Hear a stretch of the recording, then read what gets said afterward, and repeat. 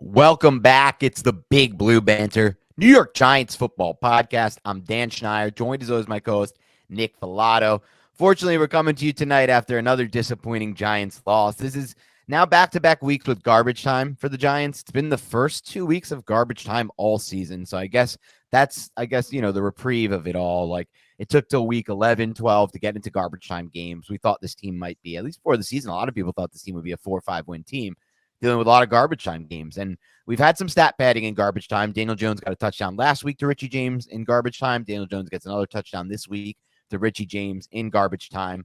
We'll run through those plays eventually when we do the film, because I don't feel like breaking those down, those garbage time plays. But man, it's disappointing because it looked like a game in the first half.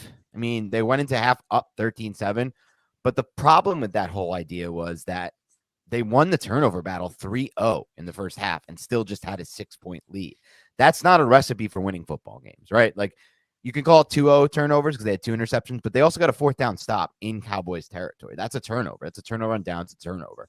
Horrific call by Mike McCarthy. Like, I think they could have called any other play in their Kellen Moore, whoever you want to say. I think they could have called any other play in their playbook and it would have worked against this Giants defense today. Like, run to the perimeter. It works. Throw anything. It works, but you can't run up the middle on the Giants defense. But that was about the only strength of the defense today, run up the middle and Kayvon Thibodeau. So, let's start with a little bit of a silver lining. Why not? Because we can get into all the doom and gloom and the bad stuff after, but excellent performance today by Kayvon Thibodeau. I want to pull up the stat now. Stat from Jim Aiello, who says Kayvon Thibodeau played 21 pass rush snaps and generated pressure on 38.1% of them. Among players with 20-plus pass rush snaps in a game, this was the 3rd best performance of the year. And it was obvious, I thought, watching the game. Kayvon Thibodeau was all over the place. He was held a few more times that wasn't called. He got pressures a ton and had a really great game. He showed up in a big game on Thanksgiving night. Unfortunately, he was one of the few Giants players who had great games in this one. Darius Slayton, amazing first half. Didn't even get touch the ball in the second half, it felt like. Like, what happened there? Man, I don't know. It's tough to feel too confident about this Giants team right now with the injuries, but ultimately we have to figure this thing out. Like, they have to figure out a better way to move this offense. And more importantly for me right now, Nick, I'm even more concerned with the defense, because today you look at this roster, I think there were 6 of 11 players on the field at once on the Giants defense who would not start on another team. Jalen Smith might play a little bit in sub packages on another team. McFadden wouldn't play on another team. I don't even know if, like, Jihad Ward on the other edge is playing on another team, to be honest with you. Those corners are not playing on another team. Love is the only one. So it's just a bad-looking roster right now on the defensive side of the ball. They need to get their guys back ASAP. Azeez, McKinney, Adoree Jackson. But despite that, Yeah. like we said to open the show, the Giants had the 3 turnovers in the first half and went into halftime with just a 6-point lead. You force that turnover on downs, you only get a field goal on that, right? The first interception, great play by Rodarius Williams, a player who tore his ACL last year. This is essentially his rookie season. Great job taking advantage of a miscommunication between Dallas's quarterback and Dallas's wide receiver. Yet the Giants do what? They go 3 and out. And on the 3rd and 4, Daniel Jones can't connect on a simple out route to Richie James. Like, situations like that are reasons why the New York Giants aren't winning, because this defense was overachieving like crazy in the first half, and the offense could not take advantage of it consistently enough. They were able to turn these interceptions into anything more than, and that turnover on downs, into anything more than 6 points. There could have been more momentum for this team heading into halftime and coming out of halftime. But just like last week, Dan, what did this team do coming out of halftime? The opposing team received the football and they drove right down the New York Giants' throat. 14-play, 75-yard drive. We can get into the officiating on Darnay Holmes on that 3rd and 7. I feel like that was an egregious call, but there were still 3rd and 12 where the Cowboys were able to convert. There were still plays where the Giants weren't doing what they were supposed to do, and the Dallas Cowboys were able to convert on these 3rd and long types of situations. I didn't feel like the 3rd down defense was all that great in this game in some key spots. Yeah, you're right. I mean, that's the thing. Like, you went into the half 13-7. You got the 3 turnovers. You didn't turn over the ball once. That's bad. But you look at the end and you look at the second half and you're like, okay, well, on one hand, there were some like egregious calls. But honestly, I didn't feel like that told the story of this game. There were egregious calls on the other side. Giants got a little lucky with a couple calls too. Probably a few more for Dallas, I would say. So the Giants got definitely the bad end of the stick there. Like they probably got some calls more against them, not too much though. Like they lost this game because they were outmatched from a talent standpoint on the defensive side of the ball. Like Dallas went on an 8-minute drive, the first drive, and then they just milked another drive. The second one, they couldn't get off the field on 3rd and longs. Like they gave up. I forgot this. I had this stat. I'm gonna try to get it back up. They gave up at least 2 3rd and 11s, like you talked about, which are just devastating downs. Tons of 3rd and longs here. And it just felt like, and I'm curious to get your take on this, like they kept blitzing on these 3rd downs and not getting home. There was like delayed blitzes, deep blitzes from the 2nd and 3rd level, like that just weren't even coming close against a quarterback like Dak. That's not gonna work against Dak Prescott. Like he's one of the better processing quarterback. That's one of his best traits, like getting rid of the ball because he knows and sees the field. And then it's like you're relying on man with these guys like McLeod and stuff. And it's like, how does that work? But then on the flip side, it's like, well, can you even trust these guys to play pattern match or any kind of zone coverage type like concepts when you're just like random dudes you're just throwing in there in the middle of the season? So I don't even know if you could trust that. Maybe that you think that's why they played so much man and blitz so much. I think it was their only way that they had faith that they could do anything. And it worked a little bit in the first half, right, Dan? Yeah, There it were did. some times where they got the Dallas Cowboys offense off the field because they brought the pressure and Dak Prescott miscommunicated or just overthrew, I should say, Right. CeeDee Lamb over the middle of the field on the 1/3 and 8. And we're like, okay, there we are. Pressure breaks pipes. Let's dictate to the Cowboys offense. But you can't consistently do that. And there did become a time in the game, specifically in the 3rd quarter, where you're like, the Giants need to try something different with CeeDee Lamb on these 3rd down situations. You can't just keep trotting Darnay Holmes out there like that. And I know those Right. 2 calls against Darnay Holmes were phantom, in my opinion, or just very ticky-tacky. Probably shouldn't have been called. Then there was the one where CeeDee Lamb made an incredible catch, like almost David Tyree light on his helmet near the sideline, which he caught, but was still flagged. That one was a DPI or a holding on Darnay Holmes. At that point, you can't just keep trotting Holmes out there, but Wink Martindale did. And one side of it is, look, what else is he going to do? His entire secondary is hurt. Cordell Flott is out with a concussion. Who are you going to put out there? But then there's another, like, can you do anything differently? Because now you're just putting Darnay Holmes in a situation where he's going to fail. I don't know exactly what you can do, but trotting out man coverage, going cover 0 consistently Right. wasn't at that point of the game. Yeah, it wasn't getting home, and they were. It's not going to work often. It did work a little in the first half, and they got some huge turnovers, which they weren't able to do anything with. So let's get to the next part of this, the offense. A lot of talk about Saquon Barkley having not been the same since the shoulder injury, but obviously there's no way to confirm that if that's true or if that has any basis. It's just kind of like something that started online and people kind of noticed since then. The stats have trended down. I don't know if it's a shoulder injury, dude, but he's just not he is not an X factor right now for the Giants. He was an X factor early in the season. He's not an X factor right now. He drops the key, what was that? The 4th and 1 that could have changed the game because it was an amazing call by Mike Kafka. Everybody's crapping on Mike Kafka. Look, I don't love the 2nd and 10 run calls. I wish he wouldn't do that. But I The play understand action when pass too, a little play bit action later in the pass game. that led to the Didn't like that sack either. against Andrew Thomas, who actually gave up 2 sacks in this game, which is unheard of for Andrew Thomas. And maybe this will be the week he doesn't win best player on offense. I have no idea who would win it otherwise. Slayton, but then he played had made an impact on one half of the game. It's just like crazy. Yeah. They didn't. How do you not go back to? How do you not come up with stuff for Slayton in the second half of this game after what he puts on film or what he shows you in the first half? Like, I don't get that at all. But some of these, 2nd and 10 runs, the play action, like you talked about, there are some gripes I have with Kafka. But then he comes out and designs a picture perfect call on that 4th and 1. If Jones leads Barkley there and throws it, and I understand there's somebody in his passing lane, the Giants had 10 men on the field, but dude, he doesn't change his arm slots ever. This is not a quarterback who changes his arm angles. He's an over-the-top thrower. That's it. He has to be able to. So if he had the ability to change his arm slot and give you some kind of 3-4 throw and get it into a spot around, don't just throw it at the back, throw it in front of him so he can run through it. He could catch and turn that upfield. So it's on the drop because it hits you in the hand as you're turning this way, Saquon Barkley. You have to turn your whole body, though, back to the thing, and it hits you in 2 hands. So, okay, catch the ball. But even he catches, then he falls. If you throw it in front of the dude, who knows? It's maybe a touchdown. They had already had the safety commit on a different route on the inside. He catches that. He turns upfield, touchdown. Whole game's different. It could be. Now, I don't know if they still would have won the game because the defense was just just destroyed at that. Like I just felt like defense was not making any stops at that point, but at least give them a chance to win the game. And so I don't really just fully blame that on Barkley. I know everybody always blame anytime a person touches the ball, it's always the receiver, the running back. Well, the ball's behind him. He has to turn his body fully back to it, throw that shit in front of him, but he can't because he's not good at changing his arm slot and changing his trajectory on throws. Has to be an over the top throw. There's somebody in the passing lane.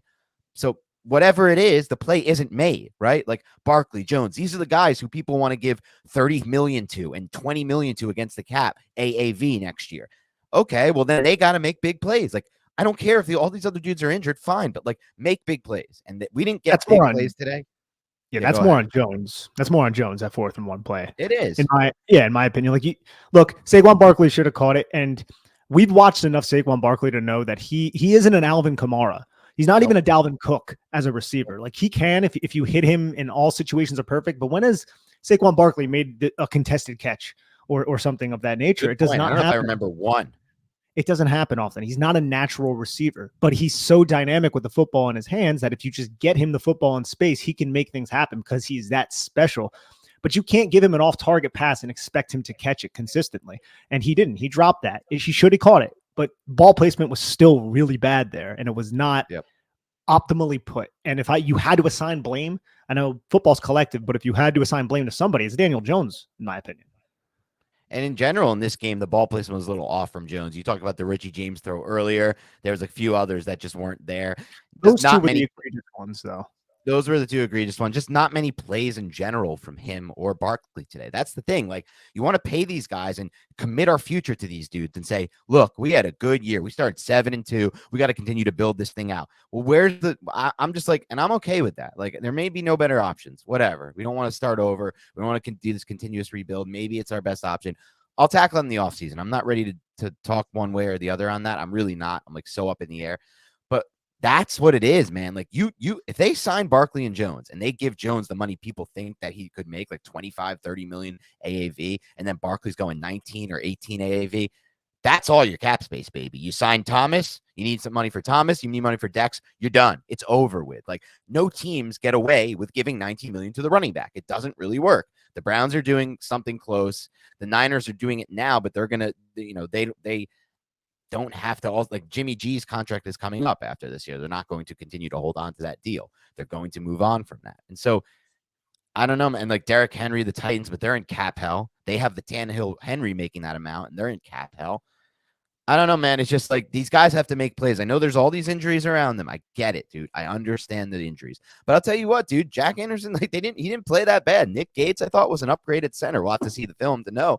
But like I didn't feel like this was a game where the offensive line was devastated. I've seen so many games, Nick, over the last decade where against the Cowboys, especially, there's been like multiple night games against the Cowboys where the offensive line was so bad that you couldn't even drop back. When you drop back, there was pressure immediately. Every play was blown up. This was not an every play blown up type of game. This wasn't even close to an every play blown up type of game. And yet still no plays by the passing game, really, besides the good play by Slayton, which is just, it's fine. I'm happy Jones is taking chances like that, but that's not like a good throw. No, we can't sit here and call that a good throw, can we? Like, it's fine. He puts it up in a spot where the receiver can make a catch, and he makes an amazing 50-50 catch. Then there's no other passing offense really to be seen the rest of the game, except for the callback touchdown. And Barkley, nothing in the run game, nothing at all from an explosive play standpoint. He doesn't even look explosive out there right now. So it's a rough game for me, man. I don't know. This is a rough game. I was frustrated as hell. Down 3 offensive linemen, too. That's the incredible part about the fact that pretty well, the O-line. Yeah, they only gave up 3 sacks, right? And one of them was early. But I also appreciated how Mike Kafka came out with a pass-heavy approach. And it was the play action. You just slid Cager out. And that was like, what, a 23-yard game to start? Like, get your confidence up. I felt like that was great. Next play action boot, get the football into Saquon Barkley's hands in space. Barkley did his thing, and then that started the drive off well. It ended up bogging down. It was only 4 plays, and the Giants just ended up not picking up a 3rd and 8, which is a tough situation to be in against the Dallas Cowboys. But I do think one of the pivotal drives in this game was when the score was 14-13. The Giants ended up turning the football over on downs like we've been talking about. But even before the 4th and 1 play, you had a 3rd and 6 play set up where Daniel Jones found Saquon Barkley. When Saquon Barkley caught the football over the middle of the field, I was like, nice, first down. And Saquon Barkley, like Leighton Vander Esch, just made a great play on the football and tackled him at the one or right before the sticks. And I was just like, damn it, man. Like, but That should have never not gone for a first down. It was an amazing play call by Kafka, middle screen. It was open. Saquon took a pitter patter left, a pitter patter right, not decisive, didn't get vertical, and that's the reason Van Der Esch was make that play. If you catch that ball and just slam into the fucking ground vertically and get like, it's just, I'm just so frustrated, man. That's a great example of a play they wasted. Like they left the 4th and 1 on the field you talked about earlier, and then they left that on the field. Get vertical, dude. It was a good play call against that specific blitz. Get vertical, get upfield, stop dancing around there, and we'll see it on the film. Maybe he wasn't. yeah, I don't know, man. It's hard to know from just the broadcast, but it was a very frustrating game to watch. They didn't have many possessions because the defense just couldn't stop. Dallas Cowboys had like a 14-play touchdown drive to start the second half. 14 plays in like 7.5 minutes, man. That's demoralizing type of stuff, especially when you don't have an offense that can ever make quick strikes. We had a quick strike in this game, which is like, what? How many? Can we even count on our hands how many quick strike plays we've had? We had that Sladen ball.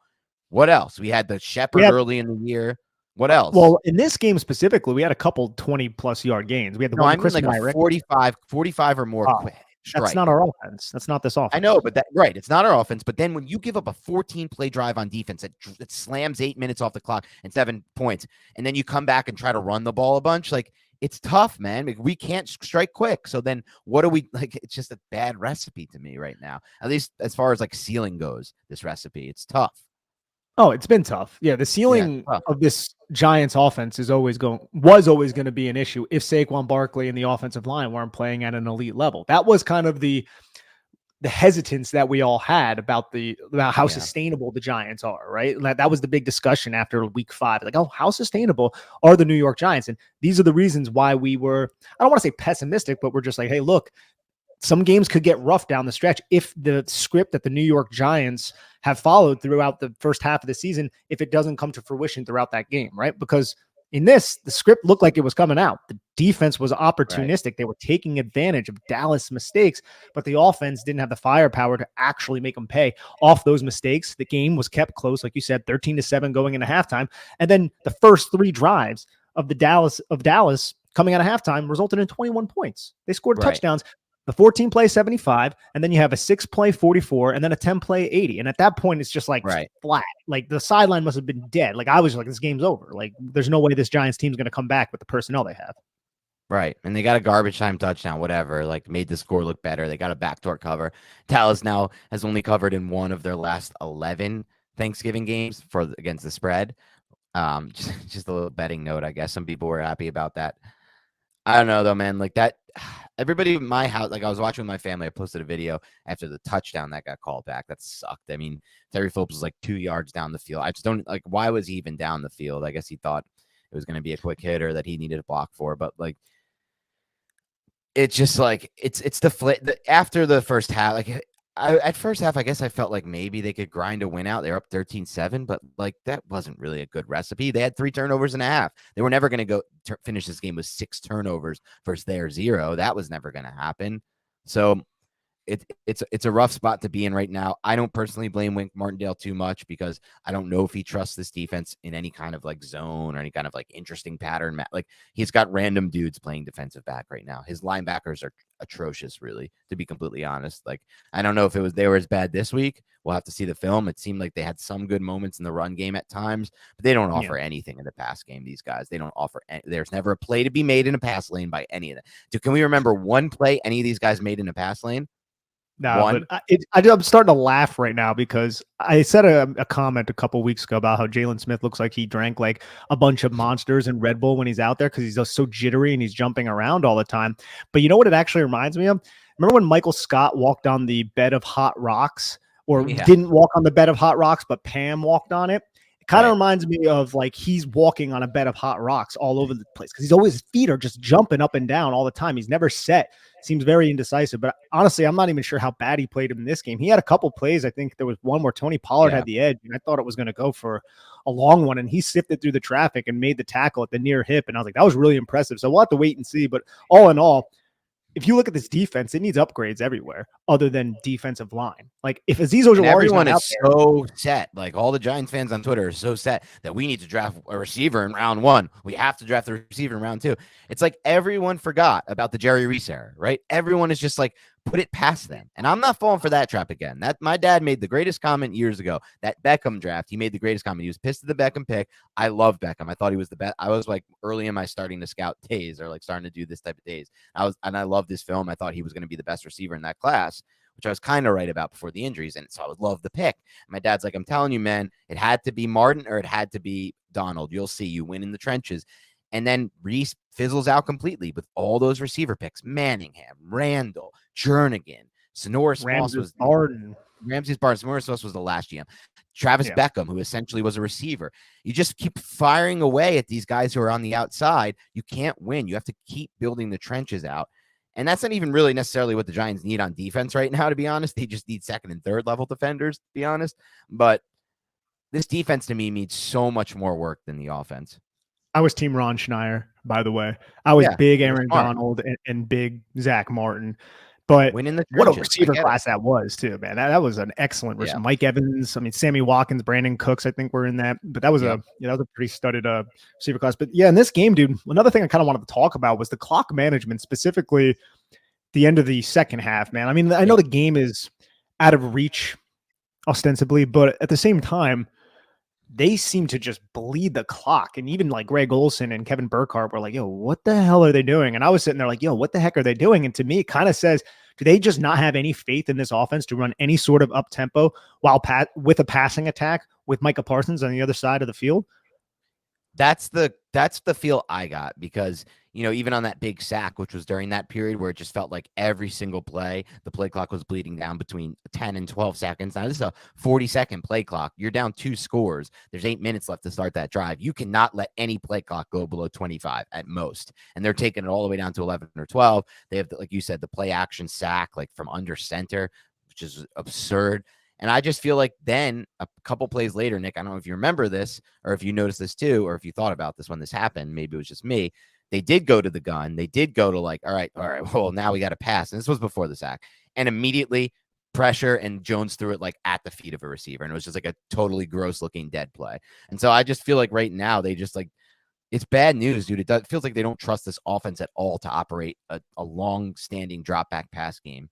And against any kind of good defense. Like they had to go to it against the Lions, and they did some decent things in the pass game. But remember, it's the 31st ranked pass defense, the Lions. That was a bad pass defense. So, you know, now it's like you face the Cowboys and there's just nothing they can do. But I agree, the clock management was bad at the end of the second half. They were bleeding clock down 2 scores. And the end of the first half, it was bad too, dude. You got to take that time out with 40 whatever seconds left. You don't burn another 20 seconds. Like, what are you doing? They got the field goal anyway because Gano ripped a 57-yarder, which is not common or shouldn't be expected from kickers. But you don't want to put your team in a position to have to kick a 57-yard field goal when you literally don't have to if you just manage the clock better. They had 2 timeouts. Take a timeout, and that's been an issue all season for Daves. The 57-yarder was the other one. He'd kicked a 47-yarder, but even still, a 47-yarder is still a far field goal. It ended up working out because they got a big play after the time. Yeah. Yes, yeah. It was just from a clock management standpoint, I had some question marks, but I know it's a difficult spot for the New York Giants to find themselves in from a personnel standpoint. Short week, traveling to Dallas. Dallas, of course, seems pretty healthy to me. So all in all, it kind of sucked from that vantage point, but the Giants were in striking distance. I didn't even expect that. Like, I didn't expect them to keep it that close. I didn't expect the New York Giants defense to come up with turnovers on Dak Prescott. And the fact that the New York Giants just couldn't take full advantage of all of those mistakes. Dallas was penalized like 13 times in this game. And a lot of them were just dumb pre-snap penalties, false starts, things like that, you know? And to not take full advantage when you have the Dallas Cowboys finding themselves in like 2nd and 25s and 2nd and 30s, and somehow they're able to get like 11 yards and then a first down. Like, what are you going to do at that point? And who are you going to even blame? Because Wink Martindale, I feel like you can try to do something different, but like you said, and I think you're right here, how much of an understanding do these back-end roster guys have of these more complex pattern match and zone type of principles? Man-to-man, and we heard this from so many guys that we've had on the podcast, is the most simple coverage type. Now, the Giants seem to run a lot of cover zero. We'll wait to see what the stats say. It seemed to me like they didn't have a lot of safety help. Maybe you could say blitzing wasn't the best idea. Maybe try to double cover or shadow or bracket CeeDee Lamb somehow. Right. But either way, man, you have Rodarius Williams. Like, your best coverage guy out there is Darnay Holmes, which is saying something, man. Yeah, it's saying a lot because Darnay Holmes is not good in coverage and couldn't cover Lamb all day. And that's just the fact that he's good in the run support. I mean, he's a fine player to have. If there's a bridge player as your nickel, you don't want him starting there. That's why they drafted Cordell Flott to eventually replace him. That was their objective there. Um, Now Flott has had to play outside because of the injuries, and now he got injured himself. It's an epic disaster right now at the cornerback position. But I don't know, man. It was close in the first half because they got 3 turnovers, it felt like, not because they outplayed the Cowboys by any means. And then the second half, the wheels completely fell off. Right now, this offense to me is in a pretty bad spot, and the defense is in even a worse spot. I hope it's a get right game against Washington. The good news about it is they have a full mini bye. They're going to have this whole week to rest up. They're going to have extra time to prepare. They came out of their bye against the Texans, and they had a pretty good game plan, I thought. And just, I know it was a run heavy game plan, but the defense I thought was good. And again, it's the Texans, but I felt like with the extra time, they used it wisely and they used it correctly. So hopefully the coaches, because what did we say early in the year, Nick? We kept getting these wins with a coaching edge. Now it's so much harder for this coaching edge to pop out and to appear for us because the talent gap is so much wider. That's the biggest issue right now with the Giants rest of season. You can still have a coaching edge week to week. And I'm not so sure they had that today, to be completely honest. But again, like you just mentioned, Wink was hamstrung completely. And on the other side of the ball, maybe Kafka at this point is hamstrung. But if you just have a minimal coaching edge with that kind of talent gap difference right now, you're never going to win. It's still the players still play the game. The coaches coach, the players play the game. And right now, the Giants don't have many players making plays. And this is especially true in my mind if Saquon Barkley is the Saquon Barkley he's been the past month rather than that X factor he was earlier this season. And he just wasn't himself today. Even on that one hole where he kind of broke into it, it looked like he didn't really, to me, it just didn't look the same as the beginning of the season. And then Gary Brightwell gets 2 runs. The first one, wide open hole, good blocking by the offensive line. But the burst, man, he looked like he was sprung out of a cannon on that one. And that was like fresh legs. It really felt like, no, but that's scary because this is why people don't pay running backs. This is why people don't want to pay running backs because how do you keep a running back fresh for a full season? You see San Francisco over there. They traded for McCaffrey, but what are they doing? They're playing a lot of Eli Mitchell because they're smart. They know this is what it is. But then if you're paying somebody, 19 million against your cap and you only play 60% of the snaps, is that good value? Is that good wise? Like there's a lot of red flags to this whole Barkley thing right now. If he's finishing the season out like this, to be honest with you. He finished 11 carries for 39 yards, 3.5 Horrible. yards per carry. And it's not like Dallas, like that's the one vulnerability on that defense is you can run into the teeth of it and you can have success. And one of the Giants' strengths, I think they're top 5 in the league in rushing. Some of that is a product of Daniel Jones, who also didn't do anything on the ground. He had 14 yards. He had a nice scramble that wasn't designed. They didn't have many designs for him. The zone reads, it seemed like Dallas's defense was disciplined. Right. And I feel like and this isn't necessarily a slight on Mike Kafka, but I think it's a reality. The NFL has caught up to the offense, and the NFL has caught up to the fact that Daniel Jones is a very good athlete. So let's not allow Daniel Jones to run. We haven't seen it all that much. And I think Seattle was the first team to really put the defensive game plan out there to shut the New York Giants down. And they haven't really found a way to consistently have success by deviating away from that since that Seattle game. I mean, you could talk about Houston out of the bye, but dude, you and I can go out there and run the football against Houston. Like that's just not a good run defense. So that's one reason they won was because they just gave the football 35 times to a more fresh Barkley because he was coming off of a bye week. So right now, man, it's a little scary, I think, but the Giants have a mini bye. Hopefully they can get back to the drawing board. And most importantly, I just hope they get healthy. Some of these guys get healthy. It seems like a lot of this, I don't want to say downfall, but a lot of the negative energy really started not even after that Seattle loss, but coming out of the bye week with a team captain breaking his hand in Cabo. I think that was a moment where, like, since then, it's just kind of been declining. It's a good take. There has been a decline, it feels like. And I mean, a little bit of it is luck, bad luck with Fabian Moreau. A little bit of it was bad planning with Adoree Jackson. Completely unnecessary decision. Dable, seems to in some ways have backed that one up. And ultimately, it was unnecessary and it cost them. And so now they're just faced with what they have. I mean, here's the thing. I didn't really expect them to beat Dallas, Nick, and I don't think you did either. And I guess it was like, okay, since they were in it for a half, but it just feels like a bat. I don't know. It didn't feel as good as like they're in it, like they're pushing, they're making stops. It was like 3 turnovers. That's why they're in it. 3 turnovers and a half. You're probably not going to get blown out in a half if you turn the ball over. If you turn the ball over 0 and you commit and you get the ball 3 times. And I'm counting the 4th down stop because it's a turnover. But to me, it's like I didn't expect to beat Dallas. We'll see. This is the big telling game, right? After the mini bye here with Washington. If they come out against Washington and look like they did against Detroit, that's when I have to hit the panic button on what's left of this roster for this year, because it wasn't deep to begin with, thanks to Gettleman. It wasn't that talented to begin with. They were winning with coaching. They were winning with spectacular play by Barkley in the first half of the season. They were winning with Jones running when people didn't think Jones was going to run, and a lot of smoke and mirrors offense, as you called it at one point earlier in the season. I never thought it would come back to haunt them. I thought maybe you could just run that style of offense all year. But we're learning now you can't really run that style of offense if there's no other threat to it. And I'm glad he's starting to take shots downfield finally, Jones. He took 2, I think, today to Slayton, right? There was the catch and the one that was just a little bit past his reach. But,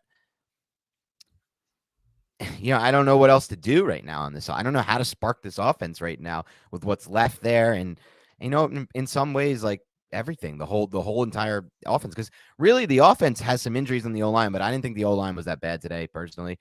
And I don't know, man. If this is your offense next year, right? You're committing all that to Jones and Barkley. Well, I hope we see some more down the stretch from those two. That's all I would say.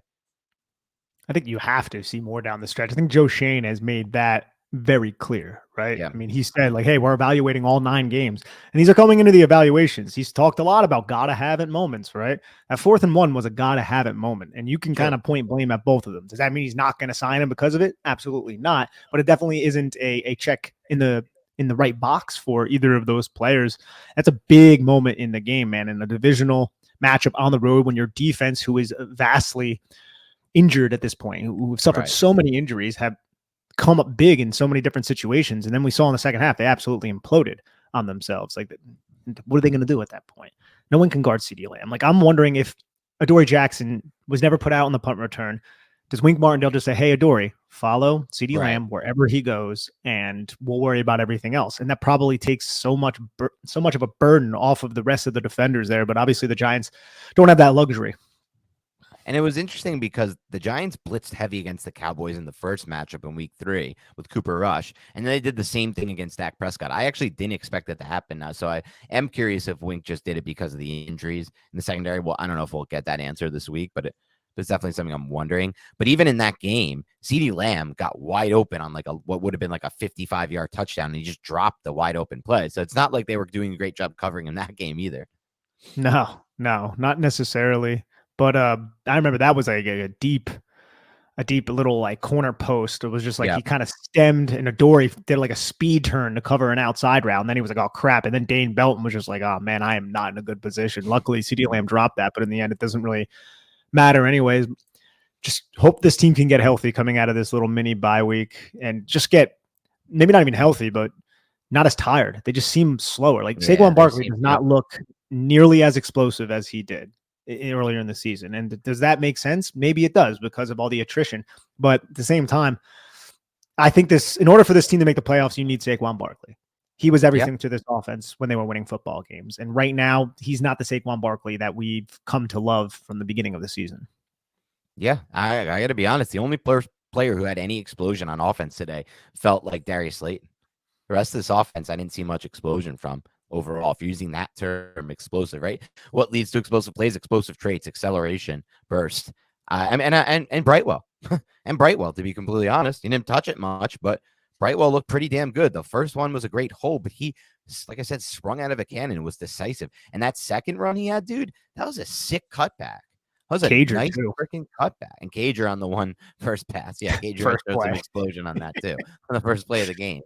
But they're lacking explosion right now. They're lacking the ability to run any kind of traditional pass offense. Like, we are deep into a season to have no pass offense and have no faith at all in a traditional pass game. And you could say all you want about the offensive line and the wide receivers, but part of that is obviously on the quarterback. No matter what you want to say, no matter what everyone will say, and I'm sure I'll get some hate for that comment because people are weird.